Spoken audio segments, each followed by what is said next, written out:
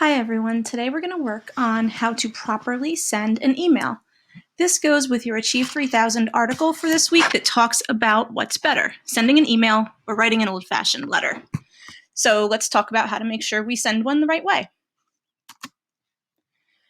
The one thing you need to really make sure of when you begin to write an email is who are you sending it to? You need to make sure that you know your audience and the appropriate tone for your email. For example, who are you sending it to?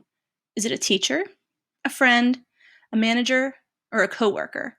You have different types of relationships with different people, so you need to be able to understand what's appropriate and what's not appropriate when you're communicating with these different people in different roles.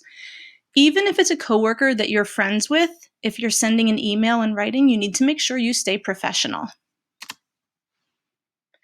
And if it's someone that you're supposed to show respect to, like a manager or a teacher or a principal, then you need to make sure that your writing demonstrates that.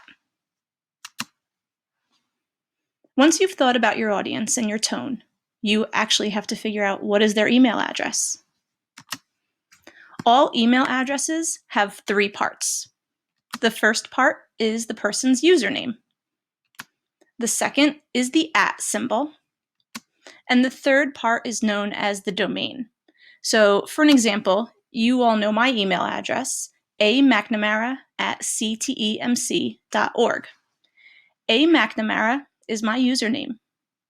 We have the @ symbol telling me that my username is hosted at this domain, ctemc.org, meaning that it's the agency that holds my email address.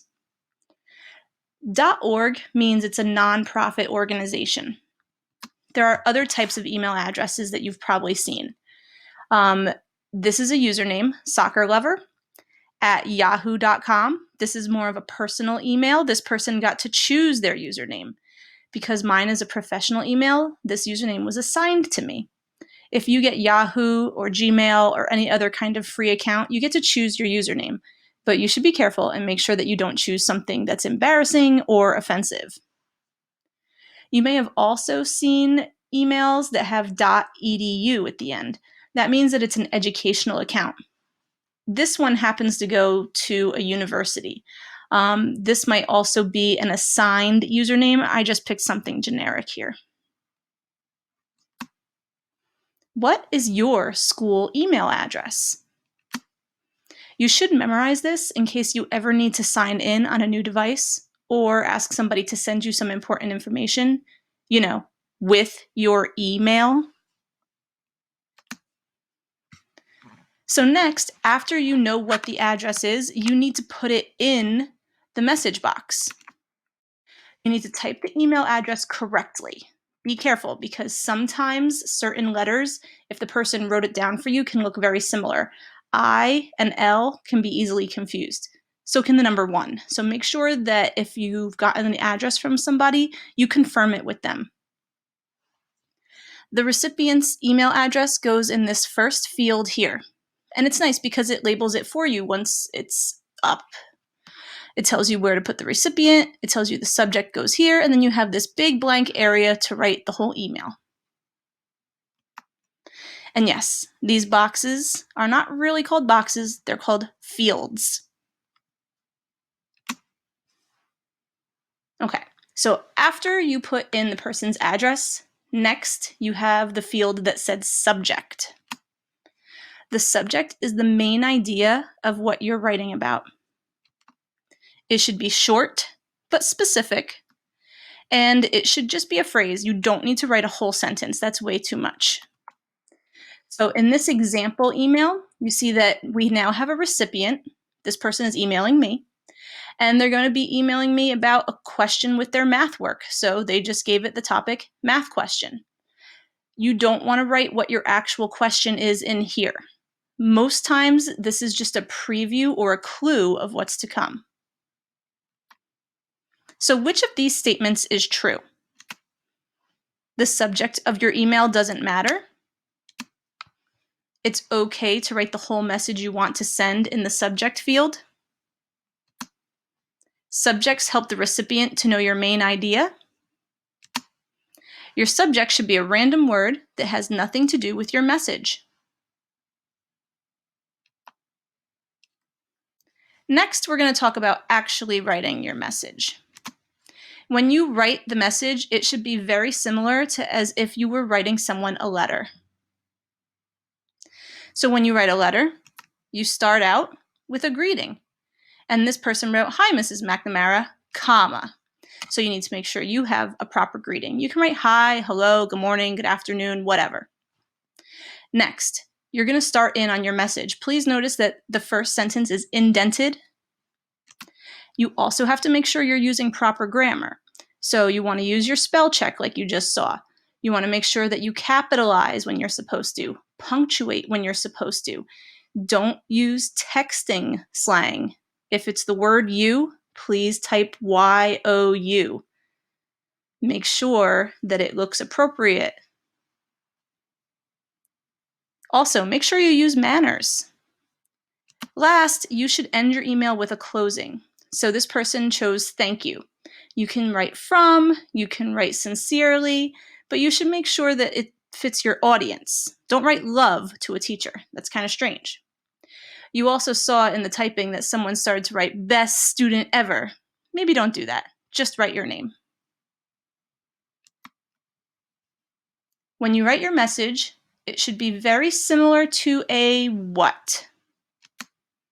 Text message, a handwritten letter, a poem, or a TikTok.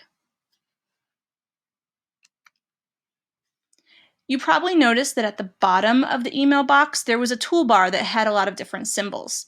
So we're going to talk about those. This way you understand what they can do and how you can enhance your email. The very first symbol is kind of obvious when you look at it.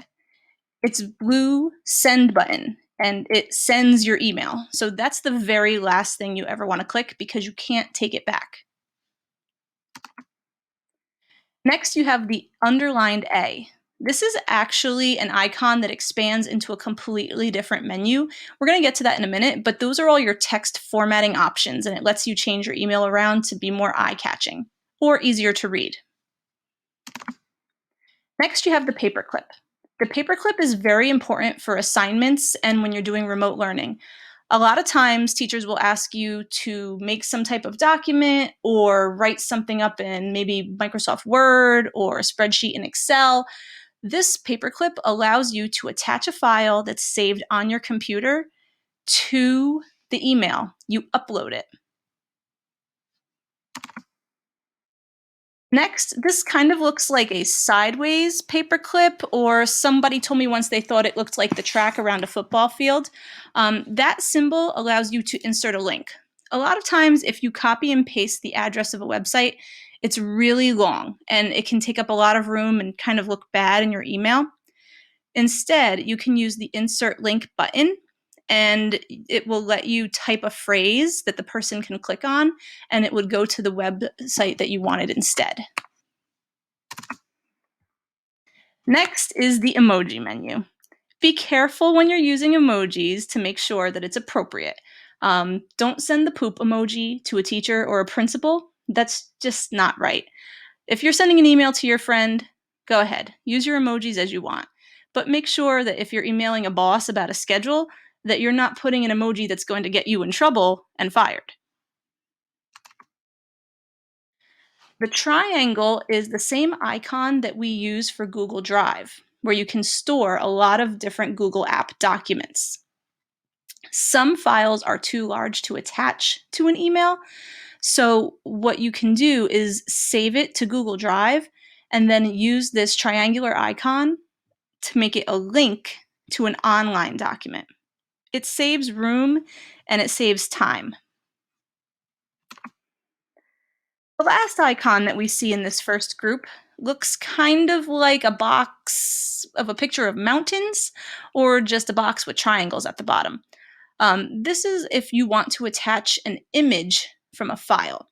So if someone has taken pictures and they need to send them in an email, you would use this icon to attach the image file to your email. Then over on the right, we have two other options. The first one is a garbage can. Now, if you're writing an email and halfway through you decide, I just don't really know if I want to send this, or I don't like how this is going, let me think about it and send it later. This trash can deletes the draft, but only before you hit send. You can't delete an email after you send it. So be careful. Those three dots we should be familiar with, and those are the menu dots that let you know that there are more options you can't see. These options are not used very often. So default to full screen means that your composition box where you're writing your email, if you click that, it'll take up your entire computer screen. Where we talk about label, this lets you label your message. You could call it urgent or confidential if you want it to be private.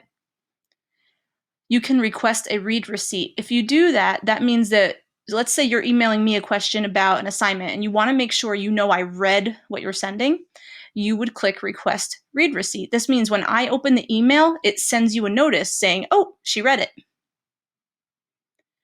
Next is plain text mode, and that just changes all the fonts to be boring and in one uniform style. You can print an email, you can use spell check, and Smart Compose feedback is kind of like autocorrect and text fill in as you go.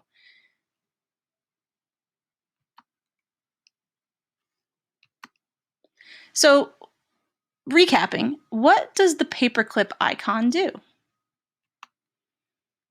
Does it send the email? Does it delete the email draft? Does it insert an image file? Or does it add an attachment? Okay, so I mentioned a minute ago that we would talk about the formatting option toolbar. So that's the A with the underline. And you can see if you click on that, you get a lot of different things that you can do here with the font of your email or the style of the text in your email. You can really dress it up and make it look quite eye-catching if it's something that you really want to make sure stands out for whomever your audience is. So over here, you have undo and redo. This can be pretty helpful when you're typing something up because if you accidentally delete it, you could just be like, oh no, and then click undo and it'll come back. Or if you clicked undo too many times by accident and you said, oh, I didn't mean to go that far, you just click redo and it puts it back for you. If you don't like the way your font looks and you think this is too boring, you can click on this little menu here. This style of letters here is called sans serif. If you click on the arrow next to that, you get a menu that lets you change the font to different styles. There's not that many in Gmail, but there's a few. Over here, you see a smaller T and a larger T. If you click the arrow next to it, it's going to let you change the text size. This can be really helpful for people with visual impairments because if you have someone who has trouble seeing, you might want to make the text a little bit larger so it's easier for them. The next few icons are very similar to Docs and Word in Microsoft. So this B lets you make the text bold. This slanted I is for italics, and it would make all the words that you highlight and then click this button, it would make them slanted. The U with the underline underlines text. This menu here, if you click on it, it will let you change the color of the text. So if I said, would you please be able to help me is the most important part of this message, I could highlight it, then click this arrow, and I could make it red, blue, green, whatever color I wanted to make it stand out the most. This menu is for the alignment, meaning where the text shows up in the message. Is it going to be all the way over lined up to the left? Do I want it centered, or do I want it lined up to the right?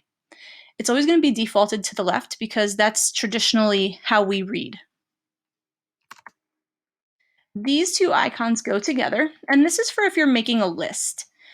This is if you want the list to start with numbers, and this is if you want the list to just start with dots. We call them bullets. So this is for numbering, and this is for adding bullet points. These two icons are also related to one another. If you wanted to indent At the beginning of a paragraph, you could click this button and it will move it over a little bit, just like that arrow is showing. If something got indented too much, you would use the arrow that moves left again. So you have indent and reverse indent over here. So we talked about a lot that you can do in terms of formatting the text. What was something that you could not do? So which of the following is not possible in the text formatting menu? Is it double spacing? Changing the text color? Changing the font? Or increasing the size of the font? All right, so now here are some final things that you might want to keep in mind if you are sending an email, because now that we're doing remote learning, chances are you will send an email at some point. So some things that you do want to think about while you're writing them. Proofread. Please make sure before you send an email that you actually read it to yourself. You want to make sure it makes sense. You don't want careless mistakes. You don't want grammar that makes you sound less intelligent than you are, because you guys are smart. You know how to write full sentences, and you need to demonstrate that. Choose your words carefully. Emails can be shared with other people. If you write an email that's inappropriate, our tech department can see it. If you write an email that's rude, a teacher could forward it to the principal. If you send something that just shouldn't be sent at all to a classmate, they can show it to their parents, they can show it to other classmates, they can show it to teachers. It can get forwarded way beyond what you might expect. So choose your words and your overall content very carefully, because you never know who else will see it. Keep to your main topic. You don't want to start talking about 100 different things, because the person will forget to answer a question if you have more than one, or they'll lose interest and they won't read your whole message. So keep it short and sweet and to the point. And when you reply to an email, there are a few different options. You can just hit reply, and that just goes to the one person that sent it. If when you get an email, it's part of a group message, meaning like if a teacher sends an email to the entire class, you have the option to hit reply all, but that means that your answer goes to every single person that was on the email in the first place. You want to be careful, because often people hit reply all and they don't mean to, then they end up sending a message that they didn't want everybody else to see. So you have to be careful. Here are some things that you really don't want to do in an email. You don't want to use texting abbreviations. If you're emailing someone who's your friend, that's a little bit different, but for most of what we're talking about, I'm talking about educational purposes and professional purposes. You should not use text lingo in an email. You also don't want to spam the recipient, which means sending them many, many messages. You just want to keep things brief. If you have a lot to say to somebody, maybe you can ask them to call you or set up a meeting instead. You don't want to send information over an email that could be sensitive and could cause problems for you down the road. So you should not send things like passwords in emails. Now, if a teacher has to send you a password for Achieve 3000 or Study Island, that's a little different. But you shouldn't send a password for your bank account. You shouldn't send your social security number. You shouldn't send private information about other people. We all know about security breaches and identity fraud and just in general, how the internet can be a dangerous place. So don't put things in writing that you don't want public. Last, if you are part of an email conversation and a new topic needs to be addressed, don't just keep responding to an old email. Start a new topic with a new subject. Otherwise, if a person sees that you're emailing about something that was resolved a long time ago according to the subject line, they might not even open your message, even though you're emailing about something new. So please don't email new subjects under old subject lines. You're almost done. So I decided with this assignment to give you a massive extra credit opportunity. This is going to be worth 20 points to your lowest grade this marking period. You're going to write me an email describing how quarantine has been going for you and your family. It's very simple. However, you need to abide by the guidelines that were shared in this lesson.